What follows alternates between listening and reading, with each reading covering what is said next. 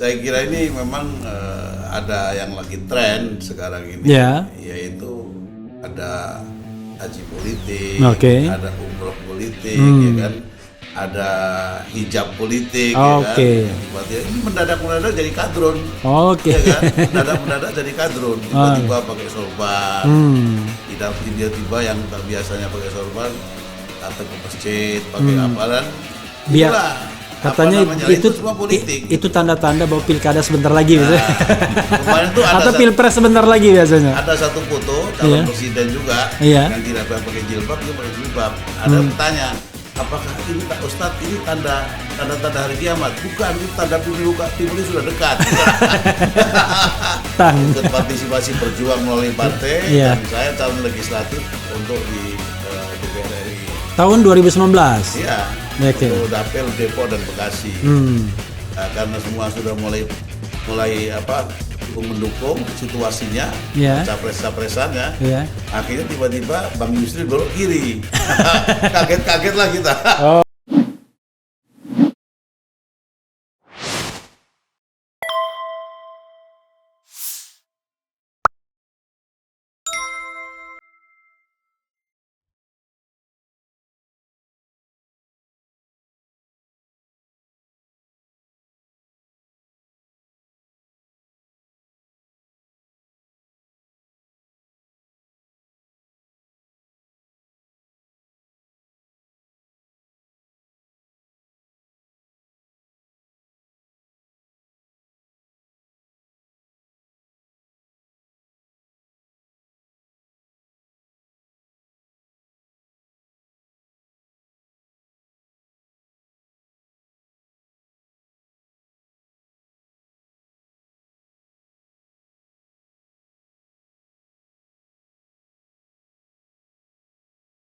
Kalau presidensial threshold 20% lagi kagak ada gunanya, kira-kira begitu. Percuma. Jadi oligarki yang akan tetap menentukan. Makin berkuasa. Ya, nah karena itu perjuangan 0% mudah-mudahan masih ada cara ya, walaupun di tengah politik permantuan. Habib, apa yang mau dikomentari lanjut, Bib? Ya, akhirnya saya paling gampang, adalah saya lempar-lempar aja. Lempar-lempar. Silakan, Bib. Saya kira ini memang ada yang lagi tren sekarang ini, yaitu ada haji politik, ada umroh politik, ya kan, ada hijab politik, ya kan. Tiba-tiba ini mendadak jadi kadrun, ya kan, mendadak jadi kadrun, tiba-tiba pakai sorban, tidak tiba-tiba yang tak biasanya pakai sorban datang ke masjid pakai apa dan itulah. Katanya itu cuma politik. Itu tanda-tanda bahwa pilkada sebentar lagi biasanya. Kemarin tuh atau pilpres sebentar lagi biasanya. Ada satu foto calon presiden juga yang tidak pakai jilbab, dia pakai jilbab. Ada bertanya, apakah ini Ustadz ini tanda hari kiamat? Bukan, itu tanda pemilu sudah dekat. Jadi kalau sudah orang menyuarakan sholat subuh berjemaah bareng, itu tanda-tanda pilkada sudah dekat. Tapi oke lah, kita bicara hal yang lebih substantif ya. Saya ingin mengklarifikasi soal Habib dulu, Kolius ya. Silakan. Karena Habib ini tokoh yang pasti para haters ya kan mengatakan, waduh lagi-lagi kadrun ini yang diundang ya kan. Kalau beliau kadrun sejati, kalau Kolius kadrun varian baru.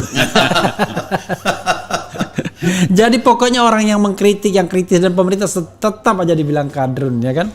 Tapi kita nggak ingin begitu. Kita ingin bicara hal yang substantif. Jadi beliau ini saya kenalkan, beliau memang ketua umum FPI 2012-2013 dan FPI sudah berubah ya orientasi politiknya itu. Karena beliau ini juga orang politik. Bib, mungkin Habib bisa ceritakan karir politik Habib yang walaupun tidak terlalu moncer, tapi paling tidak berapa partai Habib cicipi sampai sekarang menjadi MPP, Majelis Pertimbangan Partai Pelita. Partai Pelita, partai bentukannya Din Samsudin. Silakan, Bib. Agak dicairkan sedikit. Jadi, image orang terhadap Habib. Ketika 2013 itu dari P3 yang waktu itu dalam kondisi pecah dengan calon Ma'ruf di P3 tiba-tiba melamar ke FPI gitu kan, agar supaya FPI ini sekarang sudah saatnya berjuang di sistem ya kan? Waktu itu Habib karena ketua umum 15 tahun Habib ketum waktu itu ketua umum waktu itu menggantikan Habib Rizik gitu, karena Habib Rizik menjadi imam. Habib menggantikan Habib Rizik. Ya, karena sudah 15 tahun berjuang di lapangan, di jalanan lah kira-kira begitu, ya, sudah saatnya berjuang di sistem. Ya, akhirnya kita musyawarahkan di kalangan teras FPI, yang di antara kader-kader FPI yang paling mumpuni dan sudah matang untuk terjun di bidang politik ya cuma saya. Cuman saat itu saya kan ketua umum, jadi dalam ADART tidak boleh rangkap jabatan, apalagi organisasi di luar, apalagi partai politik. Jadi kalau saya keren loh, Kolius nggak boleh rangkap jabatan, ya kan? Kalau sekarang dulunya nggak boleh, sekarang boleh. Dan itu berangkap itu, berangkap. Jadi akhirnya saya suruh beristihad, suruh memilih ketua umum atau mundur dari ketua umum, mungkin tetap di Syuro gitu ya, yang tidak fungsional, terus masuk partai. Akhirnya saya punya istihad, ya udahlah, biar mewakili teman-teman organisasi untuk terjun di bidang politik, ya kan, di sistem, gitu, perjuangan oleh sistem. Masuklah saya ke P3, ya.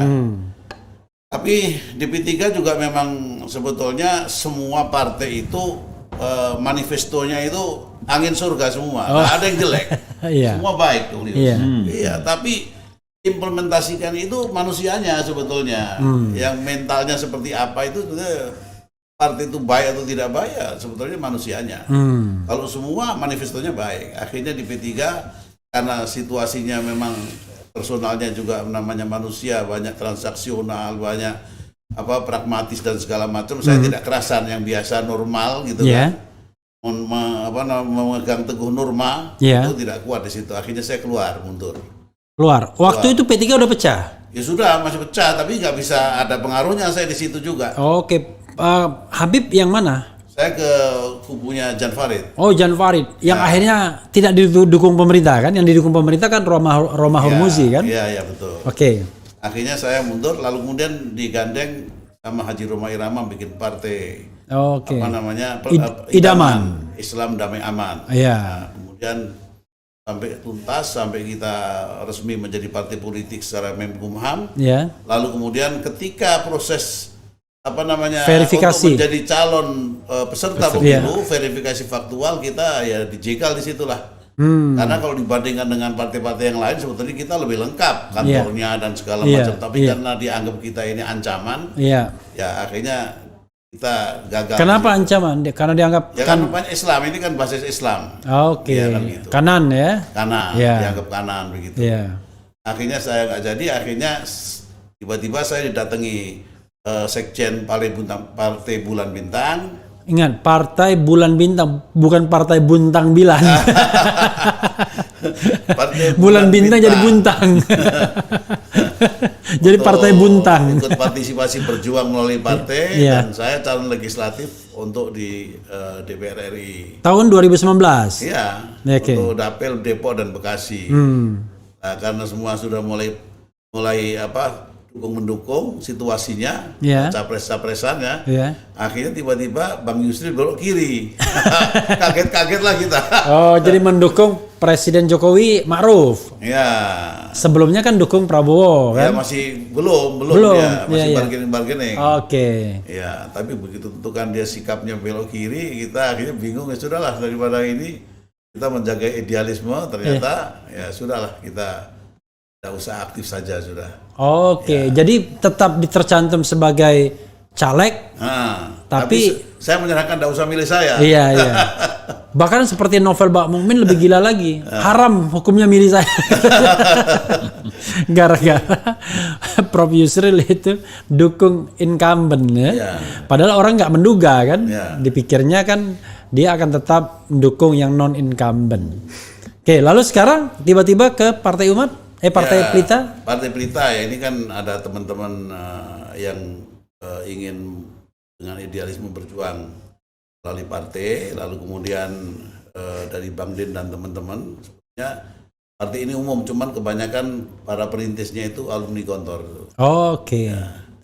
Tapi bukan Bang Din atas kan nama baru Gontor. mendapatkan alumni Gontor juga kan? Malah anak pendiri Gontor. Ya. Jadi begitu. Jadi tapi tetap bukan hanya untuk alumni Gontor karena tidak atas nama Gontor. Gontor tidak berpolitik. Oke. Ya, tapi untuk siapa saja. Kita Sangat kita tuh inklusif. tidak boleh dalam berpolitik tuh gontor-gontoran. Ya, Jadi intinya adalah sekarang di Partai Pelita. ya MBP. Kalau di FPI nggak lagi? FPI untuk yang baru ini saya belum ada belum dimasukkan dalam struktur. Oh, Front Jadi Persaudaraan orang-orang ya? yang lama ini memang seperti Habib Rizik, saya, Sobri kan tidak masuk di struktur. Oke. Jadi Ustaz Sobri itu adalah ketua FPI sebelum diganti nih ya? Ya. Ya, ketua umum FPI. Kalau nggak salah ketua umum FPI itu Front Persaudaraan. Ya. Ustadz mana itu? Ustadz yang di Tangerang ya, kalau nggak salah. Baru diganti yang menantu Habib Rizik. Oh ya, Buya Kurtubi yang Ya, dari Buya Banten, Kurtubi ya. dulu Ya, kan? ya. Baru diganti sekarang. Ya. Oke. Jadi kenapa kok saya tanya seperti ini? Karena bangsa ini hidup dalam curiga mencurigai. Kalau melihat casing begini, wah ini pasti radikal, intoleran, gak paham Pancasila. Padahal selain itu, beliau ini ada jabatan ketua kerukunan, Ketua FKUB FKUB, Kota Depok ya. Forum Kerukunan Umat Umat Beragama Kota Depok. Sudah 2 periode Sebagai apa itu? sebagai ketua. Sebagai ketua. Ketua. Kerjanya apa ketua? Ya mengawal peraturan 2 menteri itu. Oke. Menteri Dalam Negeri dan Menteri Agama. Kaitan dengan kerukunan umat beragama lintas agama. Oke. Itu anggotanya lintas agama. Iya, ada pastor, ada pendeta, ada dari Hindu, dari Buddha, dari Konghucu juga ada. Oke. Dan beliau nggak alergi berdekatan dengan Kolius, ya kan? Ini sudah lama ini Udah. teman lama. Saya Perjuangan pertama anti-korupsi. ke FPI, Iya. beliau ketua umum. Oke. Oh, yang Kolius pernah cerita dulu? Yes. Oke. Datang. Waktu Oke. itu dialog tentang Rohingya. Ya, Iya. betul. Munarman sekjen ya. Ya, Ah. Sekum. Sekum. Sekum. Ya. Jadi disitulah saya tahu dan puasa tuh.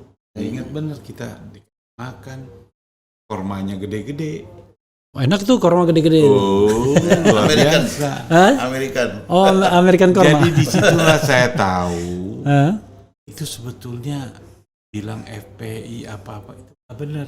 Ternyata setelah kita jelaskan semua bisa mengerti dan terus jadi sering berdialog dengan FPI. Dulu kan mereka kan mempermasalahkan Buddha kalau nggak salah ya, bahwa Rohingya itu karena adanya sentimen agama Buddha. Ya. Tapi kau jelaskan kayak apa waktu itu? Saya bilang, Bib, mohon maaf, kalau orang Buddha potong leher orang itu nggak mungkin. Potong leher ayam aja nih, dia mau makan, suruh dia potong sendiri, nggak berani dia. Dia suruh orang, baru dia masak. Iya. Jadi yang potong leher orang itu biasanya orang yang nggak kenal agama, komunis, Iya, iya. tentara yang terlatih. Oh, di situ Habib bilang, oh kalau gitu kita nggak musuhan sama yang Buddha di sini. Iya, iya. Saya bahkan waktu itu ke kedutaan besar Myanmar tuh. Ya. Diundang makan, tapi Habib bilang Duta Besar Myanmar untuk Indonesia. Ya, untuk Indonesia. Oke. Diundang makan, ada undangannya, saya sampaikan ke Habib bilang udah wakilin saya aja lah. Jadi di situ dialog itu penting. Dan sejak itulah saya selalu kalau orang bilang FPI nggak benar, saya bilang lu dirugiin apa sama FPI? Coba lu jelasin. Karena Habib juga waktu itu bilang kalau ada yang dirugikan laporkan. Habib Rizik maksudnya? Iya, nggak ada perintah untuk meres apa-apa, nggak ada. Nah disitulah mantap. Saya tanya teman-teman, iya sih Lius, nggak ada yang dirugikan. Yang ada dirugikan ya tukang biliar yang ada judi, minuman keras, nah itu bisa digerebek tuh. Dia bilang kalau yang dagang bagus-bagus mah nggak ada yang dibikin susah. Nah di situ saya bilang ini nggak boleh, nggak sehat. Disitulah saya jadi sering sama FPI.